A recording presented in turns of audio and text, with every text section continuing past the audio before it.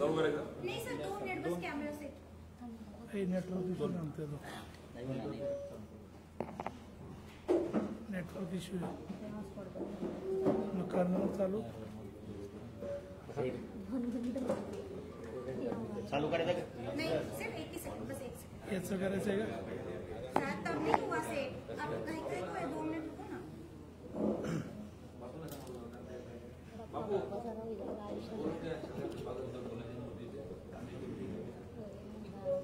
क्या बोला जाएगा रोल पहिले सेट करून घ्या जरा आज या ठिकाणी महाविकास आघाडीच्या तर्फे शेतकऱ्यांच्या ज्वलंत प्रश्नांवर शेतकरी दूध उत्पादक, कापूस उत्पादक, लिंबू उत्पादक या सर्व विषयांवर सरकारचं जे अत्यंत शेतकरी मारक धोरण आहे त्या विषयावर आज ही पत्रकार परिषद घेण्यात येत आहे. याला आपण सर्वजण उपस्थित झाला मनपूर्वक मी महाविकास आघाडीचा घटक या नात्याने तसेच उत्पादनाचा प्रतिनिधी जिल्हा संघाचा संचालक या नात्याने आपल्या सर्वांचे स्वागत करतो. पत्रकार परिषद प्रामुख्यानं खासदार उमेदवार आदरणीय आमचे नेते आघाडीचे सगळे सावंत साहेब या ठिकाणी उपस्थित आहेत. सारे पदाधिकारी साहेबांपासून सर्वजण या ठिकाणी उपस्थित आहेत. आपली सुरुवात माननीय खासदार साहेबांनी करा. आपल्या पत्रकार परिषदेला आपल्या सगळ्यांचं मनापासून स्वागत करतो. डिजिटल, प्रिंट वेगवेगळ्या माध्यमाचे आपण सगळे समाजाचा अत्यंत सजग घटक आजच्या पत्रकार परिषदेला मी महाविकास आघाडीच्या वतीने स्वागत करत असताना थोडी दिलगिरी पण व्यक्त करतो. थोडा उशीर झाला पण या पत्रकार परिषदेला उपस्थित आमचे नेते ज्यांनी एक मनी विनत आपल्याला कल्पना आहे की एक चैतन्य निर्माण केलं असे संपर्क मंत्री संजयजी सावंत, दूध संघाचे संचालक, राष्ट्रवादीचे नेते जे सातत्याने ग्रामीण कृषी शेतकऱ्यांच्या विषयावर काम करत असतात, प्रमोद बापू पाटील, त्याचसोबत आमचे महानगराचे अध्यक्ष या ठिकाणी उपस्थित आदरणीय आबा पासून तर मालपर्यंत साहेबांपासून आमचा पदाधिकारी. आजची पत्रकार परिषद जी आहे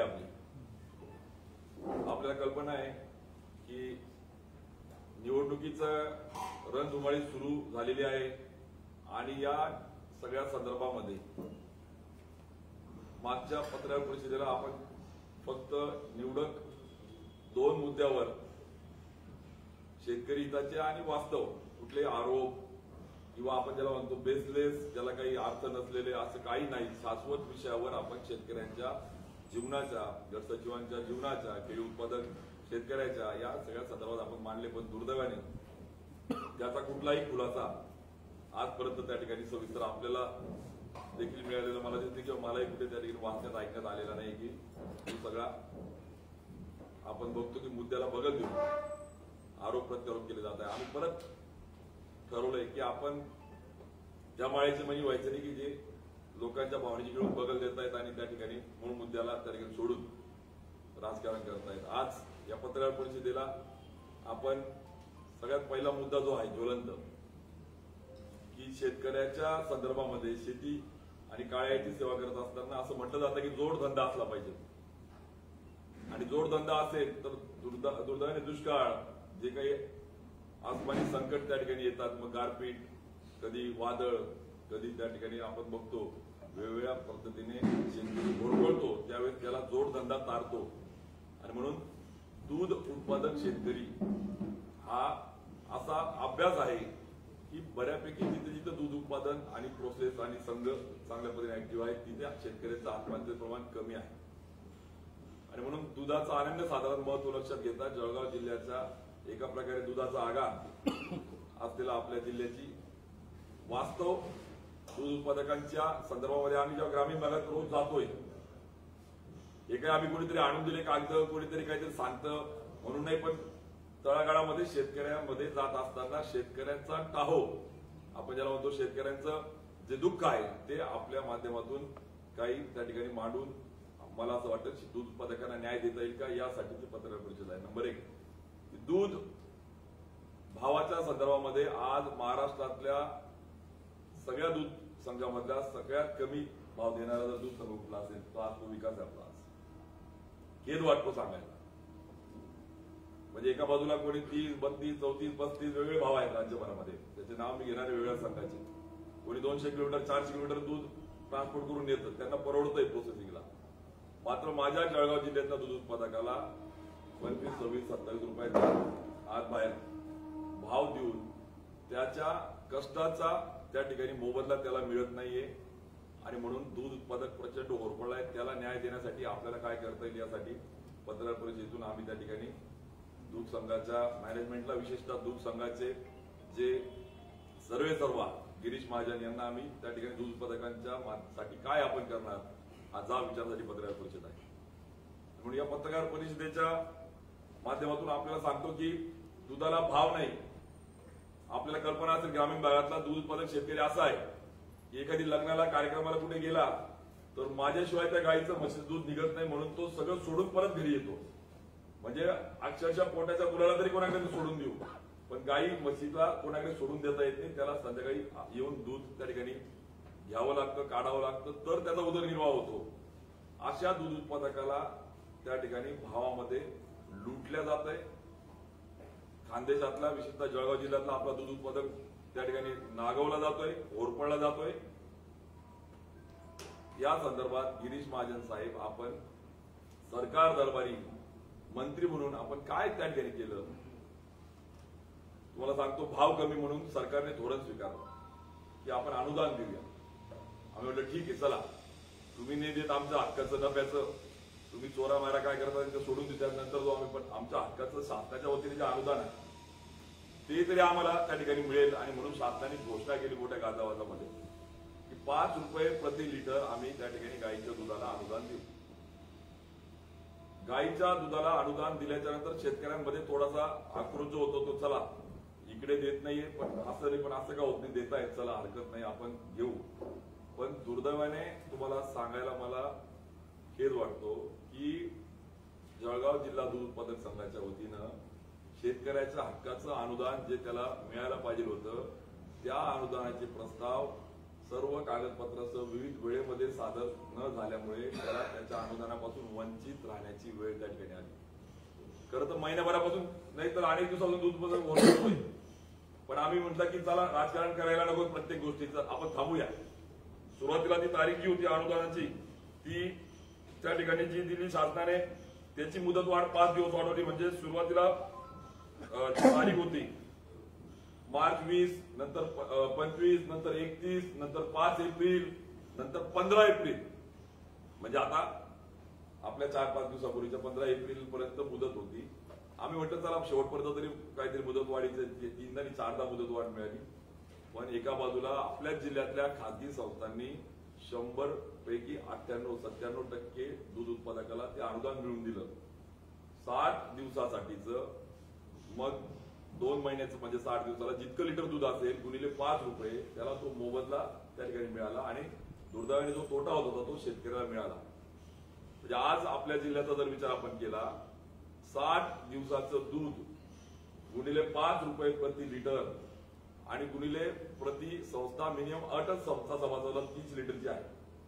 मग वेगवेगळे लिटर वेगवेगळे क्वांटिटी आहे, एक्झॅक्ट क्वांटिटी माझ्यावर आहे, मी तो वेळ घेणार नाही जास्त बोला जाऊन. पण आज साधारणतः 8-9 कोटी रुपयाच्या अंदाजे जे हक्काचं अनुदान शेतकऱ्यांना मिळायला पाहिजे होतं, केवळ पहिल्या टप्प्यामध्ये 51 लाख रुपये शेतकऱ्याला मिळाले. मला सांगा, जर त्याचं हक्काचं अनुदान द्यायला तुम्ही दूध संघाच्या माध्यमातून जर त्या ठिकाणी दूध उत्पादकाला देऊ शकत नाही, तर का म्हणून तुम्ही दूध संघावर त्या ठिकाणी दूध उत्पादकाच्या भावनेशी खेळताय? तुम्हाला पद घ्यायला, तुम्हाला मिरवायला, तुम्हाला मी बोललो तर मग झोपतं सगळ्यांना, माझे शब्द बोलतात सगळ्यांना, पण मी बोलत नाहीये. उन्मेष पाटील व्यक्ती नाही बोलत आहे, मी दूध उत्पादकांचा त्या ठिकाणी प्रतिनिधी, त्या दूध उत्पादकांचा भावना मी मांडतोय. आणि अशा पद्धतीने आज राज्यात 200 कोटी रुपयाचं बजेट होतं, 111 कोटी रुपये अनुदान राज्यभरामध्ये वाटलं गेलं, 109 कोटी रुपये शिल्लक आहे सरकारकडे, पण तरी आमचा प्रस्ताव गेला नाही. म्हणजे आज तुम्ही लक्षात घ्या की ज्या दूध संघाकडे मॅनेजमेंटचा त्या ठिकाणी माध्यमातून स्टाफ यंत्रणा आहे, मग त्यांना AI पाहिजे होतं का, ऍप पाहिजे होतं का, त्या पद्धतीने काय डॉक्युमेंटेशन करायला पाहिजे होतं. म्हणजे आज कुठेही अनुदानासाठी प्रामाणिक त्या ठिकाणी प्रयत्न जर केले असते, समन्वय केले असत्या, तालुक्याने बैठका घेतल्या असत्या, डॉक्युमेंटेशन केलं असतं, असलेले डॉक्टर्स, असलेले यंत्रणा, त्या पद्धतीने ऍप डॉक्युमेंटेशन, तर आज शेतकऱ्याला 8-9 कोटी रुपये 5 रुपये प्रति लिटरचा जो त्या ठिकाणी नुकसान होते ते भरून निघालं असतं. आमचा त्या ठिकाणी विनंती अजून पण आता त्या ठिकाणी आपण मुदत वाढ तर 4 वेळेस झाल्या, आम्हाला राजकारण करायचं आणि आम्हाला त्यांना न्याय मिळवून द्यायचा आहे. जे 28,000 पेक्षा जास्त दूध उत्पादक जळगाव जिल्ह्यामध्ये कमी जास्त होत राहतात, पण या दूध उत्पादकांना आपल्याला न्याय देता येईल का? तात्काळ गिरीश महाजन साहेब हे बंद करा, इकडे चाटा मारणं, इकडे लोकांच्या भावनेची खेळणं बंद करा आणि या दूध उत्पादकांना पहिले न्याय द्या. मी जे बोलतो ना तुम्हाला, तुम्ही नेते म्हणून मी दूध संघ ताब्यात घेतला, मी जिल्हा बँक ताब्यात घेतली, बोंब कोण पाडेल ती? कोण न्याय देईल त्यांना? आणि मग दूध उत्पादकांना जर न्याय देऊ शकत नसाल तर राजीनामे द्या. आज राज्याचा जो दूध उत्पादक संघ आहे तो आज पुन्हा बरोबर एनडीडीबीकडे देण्याची वेळ आली. हा एनडीडीबीतून आपण तो ठिकाणी बाहेर काढला आणि पुन्हा आपण शेतकऱ्यांच्या ताब्यामध्ये दिला. पण हे सगळे आधुनिक इंग्रज त्या ठिकाणी दूध उत्पादकांना लुटताय हे वास्तव सगळ्यात पहिले आपल्याला भावाच्या माध्यमातून, नंबर 2 अनुदानाच्या माध्यमातून आपल्या लक्षात येते. तुम्ही बघा, पत्रकार हा अत्यंत सजग घटक आहे. आपल्याला बघा की दूध संघाच्या माध्यमातून तालुका न्याय कार्यशाळा घेतल्या जायच्या. काय असायचं कार्यशाळेमध्ये की ऑडिट झालंय बाबा रे, इतका नफा आला, इतका तोटा आला, इतके सभासद वाढले, इतके दूध कमी झालं, इतके उत्पादक कमी झाले, त्याच्यावर काय कारण आहे काय नाही, आणि त्या सभासदाचा खरा मालक आत्मा तो दूध उत्पादक त्याला त्या ठिकाणी या कार्यशाळेतून माहिती आणि मदत त्या ठिकाणी सगळा हिशोब दिला जायचा. या मॅनेजमेंटनी कार्यशाळा बंद केल्या. मी जे बोलतो ना, आधुनिक इंग्रज यासाठी आहे की काय द्यायचं, एका बाजूला गुड गव्हर्नन्सच्या गोष्टी होतात, एका बाजूला पारदर्शकतेच्या गोष्टी होतात, मग दुसऱ्या बाजूला का म्हणून तुम्ही या कार्यशाळा बंद केल्या? कोण याला कोण जबाबदार आहे आणि यांना विचारणार कोण आहे? यांना वाटतं आमच्या बापाचं आहे, आमचं आहे. अरे दूध उत्पादकांचं आहे, दूध उत्पादकांच्या बापांचं आहे, तुमच्या काही बाप दादाने कमवून दिलेलं नाही तुम्हाला. आणि वाईट असं वाटतं अजून की तिथल्या ट्रेनिंग सेंटरची अवस्था अशी आहे की धूळ खात पडले, धूळ खात. आणि ट्रेनिंग सेंटरला बजेट प्रोव्हिजन नाहीये. रेस्ट हाऊसला 50 लाख रुपयाचा अंदाज 41 लाख रुपये प्रोव्हिजन करून रेस्ट हाऊस एसी करायचं काम चालू आहे. तिथे काय आराम करायला जायचंय तुम्हाला? हे तुमच्या बापाची ठेवे का तिथे आराम करायला? तुम्हाला प्रशिक्षण केंद्र उभारले असते तर आज एनडीडीबीच्या माध्यमातून आज तुम्हाला सांगतो राष्ट्रीय गोकुळ मिशन 50% अनुदान, 200 गाई घ्या, 200 म्हशी घ्या. आज पीएमएफएमईच्या माध्यमातून त्या ठिकाणी 33% अनुदान गाई म्हशी देता येईल का? त्याच्यासाठी कार्यशाळा घ्या. तुम्हाला सांगतो याच्यावर कुठलाही त्या ठिकाणी काम नाही. आणि मात्र रेस्ट हाऊसला प्रायोरिटी, ट्रेनिंग सेंटरला नाही, प्रशिक्षणाला नाही. यांना अय्याशी करायला, यांना आराम करायला, शेतकऱ्याच्या टाळूवर तो लोणी खाऊन एसी मध्ये झोपायला यांना त्या ठिकाणी रेस्ट हाऊस पाहिजे का? चेअरमन 50,000 रुपये राईट्स होते चेअरमनला खर्च करण्याचे. ठीक आहे बाबा, इमर्जन्सी मध्ये चेअरमनला राईट्स असले पाहिजे, काही इमर्जन्सी त्या ठिकाणी काही लागेल. प्रोसेसिंग युनिट आहे 1 लाखापर्यंत. प्रोसेसिंग युनिटला पेरिशेबल आयटम आहे, मान्य आहे, नाशवंत माल आहे, इमर्जन्सी लागले तर याची 5 लाखावर ठेवा. अरे ही कोऑपरेटिव्ह मुवमेंट आहे. ही संचालक निवडून दिले दूध उत्पादकांनी. येऊ दे ना संचालक मंडळापुढे विषय, येऊ दे ना, 2 मीटिंग लावा ना. तुम्हाला चेअरमन डायरेक्टर केलं तुम्ही मीटिंग घेता येतील ना सगळे संचालक. पण हे 5 लाख रुपयाचा अधिकार करून घेतला आणि परिणाम स्वरूप जे संचालक मंडळापुढे जे मुद्दे यायला पाहिजे होते, दूध उत्पादकाच्या प्रतिनिधीपुढे मुद्दे यायला पाहिजे होते, ते त्या ठिकाणी मुद्दे न येता चेअरमनने स्वतः लाखाच्या ऐवजी 5 लाख रुपयाचा अधिकार करून, म्हणजे मी 5 लाखाचं परस्पर काही करेल मला कोणी हिशोब विचारायचा नाही का? म्हणून तुम्ही ही पारदर्शकता राहताय का? म्हणून ट्रान्सपरन्सी राहतात. एका बाजूला पूर्ण देश, पूर्ण जग transparency, good governance, e governance ची गोष्ट करताय. तुम्ही कोणते अधिकार घेताय? म्हणून दूध भाव असेल, अनुदानाचा विषय असेल, प्रशिक्षणाचा विषय असेल, कार्यशाळेचा विषय असेल, याच्या पुढचा सगळ्यात महत्वाचा विषय शेतकऱ्याला बोनस, डिव्हिडंड दिले जायचे. कधी त्या ठिकाणी मी बघितला, अभ्यास केला, शेतकरी सांगतो आम्हाला कधी 20 पैसे मिळाले, कधी 30 पैसे मिळाले, कधी 60 पैसे, कधी काही 1 रुपये 25 पैशापर्यंत मिळालेले आहे. म्हणजे जर तो वर्षभरात, तुम्ही पण लक्षात घ्या की जर 360 दिवसामध्ये रोज त्यांनी 100 गुणिले 300 दिवसाचं जेवढं लिटर दूध दिलं गुणिले 1 रुपये 50 पैसे, 25 पैसे, 60 पैसे, जो काही त्या ठिकाणी त्याला डिव्हिडंड, त्या ठिकाणी जो बोनस दिला जायचा तो बोनस डिव्हिडंड त्यांनी त्या ठिकाणी दिला नाही. म्हणजे लाख, सव्वा लाख मिळाली दूध त्याला दिवाळीला, तरी त्याला बरं वाटायचं. चला बा, सभासदांना 5,000 आले, 10,000 आले दिवाळीमध्ये, माफक अपेक्षा आहे. आणि मात्र यांनी तो बोनस नाही, तो डिव्हिडंड नाही, आणि या शेतकऱ्यांना आधार देण्याऐवजी निराधार होण्याचं काम केलं. वार्षिक मीटिंग जी झाली आहे त्यामध्ये गिरीश महाजन बोलले की महिला उत्पादक संस्थांना बळकटीकरण आपण करून आणि 20 लाख रुपये देऊ. अरे एका तरी संस्थेला 20 लाख रुपये दिले का तुम्ही? महिला संस्थेला कार्यशाळा घेतली का? चला नका देऊ, पावलं टाकली का? का भावनेची घेता तुम्ही? आणि म्हणून मी बोलतो, आम्ही जे बोलतो महाविकास आघाडी म्हणून, आज आम्ही जो त्या ठिकाणी क्रांतीची मशाल हातामध्ये का घेतली, का एवढा आक्रोश त्या ठिकाणी आहे, का असूड एवढा आहे, अरे तुम्ही प्रामाणिक प्रयत्न तर करा. मान्य आहे अडचण आली असेल, डॉक्युमेंटेशनला पात्र नसतील, काय करावं लागेल, पण तुम्ही प्रयत्न तर करा. म्हणजे 5 लाख लिटर क्षमतेचा प्लांट, आम्ही 5 लाख लिटरचं प्रोसेसिंग पर्यंत जाऊ, तो प्लांट त्या ठिकाणी आहे. काय प्रयत्न केले यांनी? सगळ्यात गंभीर मुद्दा ही कॉपरेटिव्ह मुवमेंट आहे, सहकार आहे, आणि सहकारातून जर कोणी स्वाकार करत असेल तर तो आता खपून घेतला जाणार नाही. तुम्हाला सांगतो, संस्था सभासद करणं बंद करून टाकलं बाबू, बरोबर की नाही? म्हणजे तुमच्या बापाची जहागिरी काही ते दूध उत्पादकाला आणि त्यांच्या समूहाला, संस्थेला सभासद केलं पाहिजे, त्याचा हक्क आहे तो. आणि हे सांगतात शिफारस लागेल, बरोबर आहे का? मग एक शिफारसीला फिरवायचं, बिचारा शेतकरी कंटाळून जातो, आणि दिली तर त्याला सांगायचं करू नको, प्रोसेस ऍज इट इज ठेव. म्हणजे एका बाजूला 5 लाख लिटर जायचं असेल तर दूध आपल्याला आलं पाहिजे, मग ते दूध आणायचं असेल तर दूध उत्पादक संस्था आणि सभासद वाढवलं पाहिजे. यांनी ते बंद केलं. म्हणजे एका बाजूला दूध उत्पादक संस्था बंद, सभासद करणं, दुसऱ्या बाजूला 5 लिटरचं उद्दिष्ट. कुठून दूध आणणार आहे? आणि कसा प्लांट फिजिबल होईल, कसा त्या ठिकाणी लॉसेस रिकव्हर होतील, आणि कसे त्याला बोनस आणि त्या ठिकाणी डिव्हिडंड मिळेल. म्हणजे आज या दूध उत्पादकांच्या त्या ठिकाणी चेअरमन आणि नेते म्हणून गिरीश महाजन, या 30,000 जे आमचे दूध उत्पादक आहे यांच्या भावनेची खेळायला पाप लागेल. पाप तुम्ही लक्षामध्ये घ्या, हे पाप फेडू शकणार नाही तुम्ही. कारण की कष्टाचा सकाळी 3ला उठतो तो, चारा कर, दूध पाणी कर, दूध काढ, तो तालुक्याच्या ठिकाणी जातो, थंडीचा उन्हाळ्याचा 40 डिग्रीमध्ये जातो, लग्न कार्य सोडतो, जीवाच्या पोरांना जीव लावत नाही, आणि दूध काढून जेव्हा तो डेअरीवर जातो त्याला जेव्हा खात्यामध्ये पैसे मिळत नाही ना, तर त्याचा आत्मा आहे ना तळतळतोय. हे सत्य आज आपल्या माध्यमातून सांगतोय. आणि याही पुढे सभासद नाही आणि खासगी डेअरीचं दूध चालू आहे का? सहकारातून तुम्ही पहिले कॉपरेटिव्ह मुवमेंटला द्या ना चालना. गावातला एक समूह तयार केला, संस्था केली, त्याचं दूध वाढवा. खासगी डेअरीचं दूध घ्यायचं प्रोसेसिंगसाठी. आणि कारण काय तिला आता मला माहिती, मग आमचं कॅपॅसिटी मग आम्ही तेव्हा कमी पडतं म्हणून खासगी घेतलं. अरे बाबा रे, तुम्ही इकडे बंद संस्था सभासद करता, ऑलरेडी जेवढं दूध आहे ते प्रोक्युअर करा ना. तालुक्यातलं जिल्ह्यातलं जे दूध आहे ते घ्या ना, प्रोक्युअर करा ना. आणि दुर्दैवाने या सगळ्या संदर्भामध्ये आज कोणी बोलायला तयार नाही, दूध उत्पादकाच्या भावना समजून घ्यायला तयार नाही.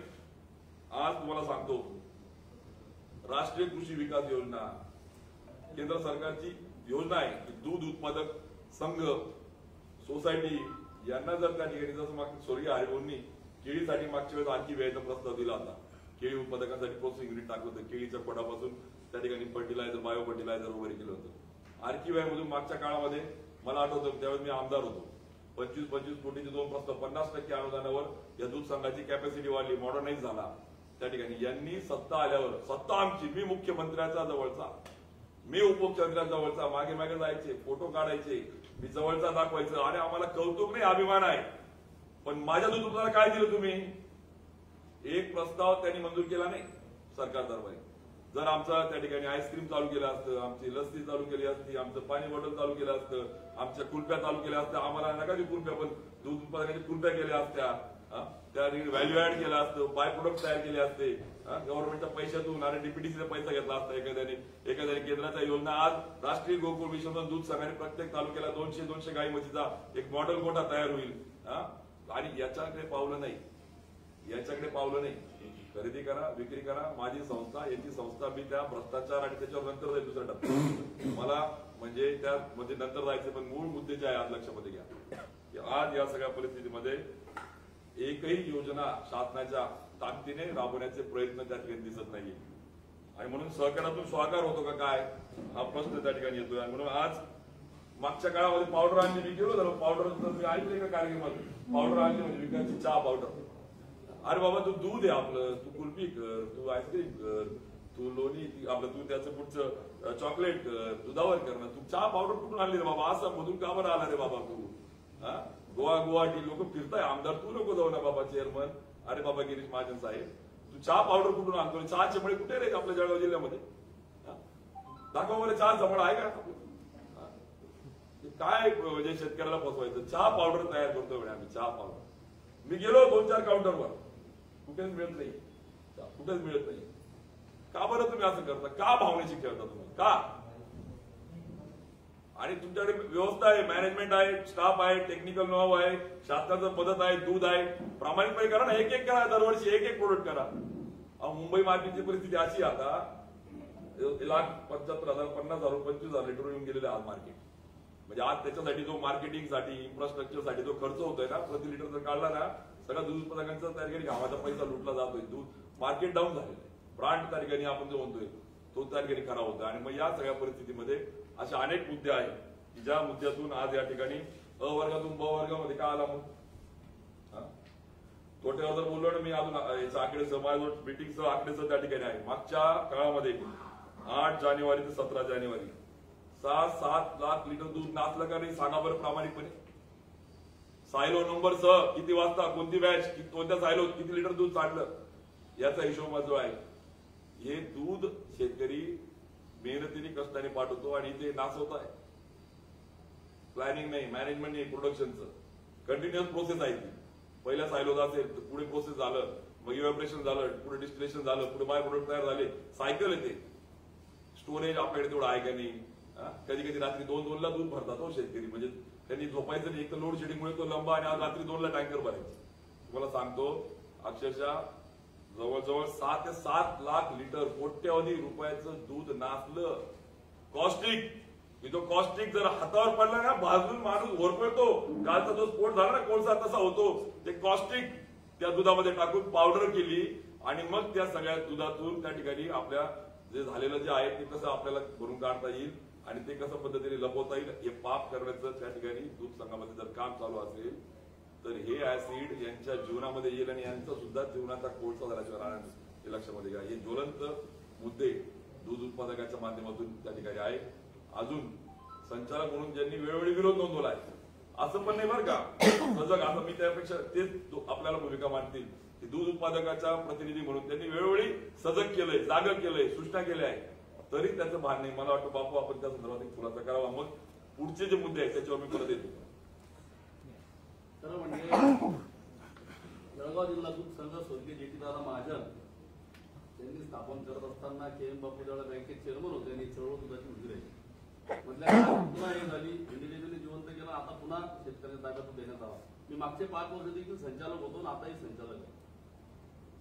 या ठिकाणी कामकाज होत असताना अनेक गोष्टी ज्या आमच्या लक्षात आल्या. सभागृहामध्ये प्रतिनिधी म्हणून लोकांनी निवडून दिल्यानंतर त्या ठिकाणी वेळोवेळी यांच्या ज्या ज्या चुका झाल्या त्या मांडण्याचा आम्ही प्रयत्न केला.